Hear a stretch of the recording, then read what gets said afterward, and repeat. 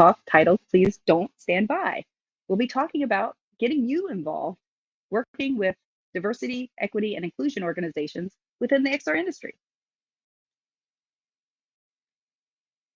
I've worked in games for 20 years, 15 years with Women in Games International, and the past 8, I've moved my career into XR and VR. And when people come up and talk to me about DEI, it always seems like there's tons of sincere interest, but very little action. If you look at the developer satisfaction survey, we all agree that we want diversity in our workplaces, our industry, and in the content we're creating. So what's up with that gap? Well, today I'm going to try to get you more involved with these two theories that we'll discuss, bystander effect and the volunteer's dilemma, and then I'll talk about the call to action to break down barriers to get you more involved. A few years ago, I was a judge for Games for Change's VR category, and this particular application was so impactful and inspired this talk. So in Bystanding the Feingold Syndrome, the player experiences being transported back to the riverbank in Tel Aviv in 2009, where Jasmine Feingold, an Israeli rowing champion, has been capsized and trapped under her boat unconscious. You continue to stand on the riverbank with other witnesses as she's submerged for 5 minutes, and the tensions rise with each passing second. But nobody steps up to help her. I felt so helpless, and this was my introduction to the bystander effect. So what is it? This illustration is great. It shows you that it's basically ignoring an emergency because you think someone else is going to do it. And it's a psychological theory that has observed that the greater number of bystanders, the less likely any person is going to help with a person in distress. It's also known as the Katie Genovese syndrome. So is our industry suffering from bystander effect when it comes to DEI initiatives? The game theory volunteer's dilemma also talks about Katie Genovese. I have the bit.ly here if you want to watch the full video.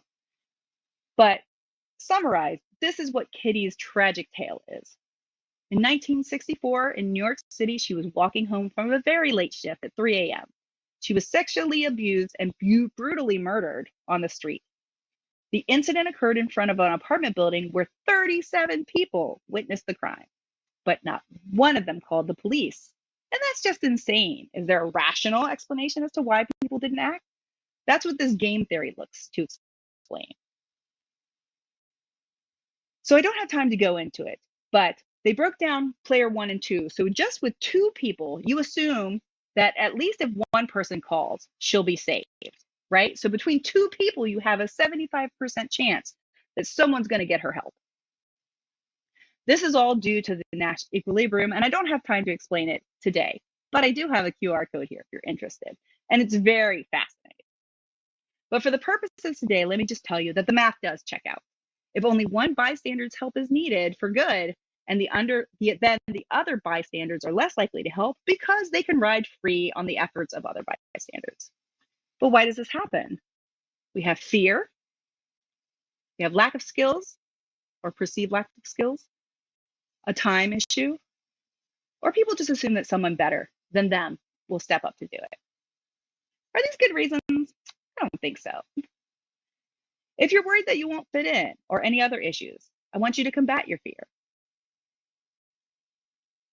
If you're worried that you have a lack of skills, I want to let you know this is a great way to build skills, and it takes all different types of personalities. So reach out and find out what they need. If it's a time issue, I think that you'll find that your companies will support you and that you'll also benefit from this in your career. So it's a good time investment. Or people think that somebody better will do it. I will say the DEI budgets and personnel have been slashed in the last 2 years.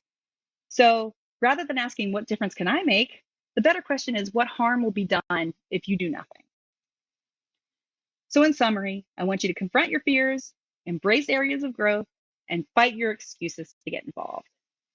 All you need to do is find the right group. And as you can see here, we have so many. Once you find that group, they'll help you find out where to start and how to help.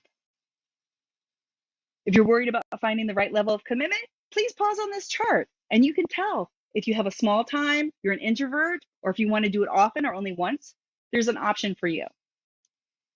So remember, you are what you do, not what you'll say you'll do. Please stay in touch and have a great day.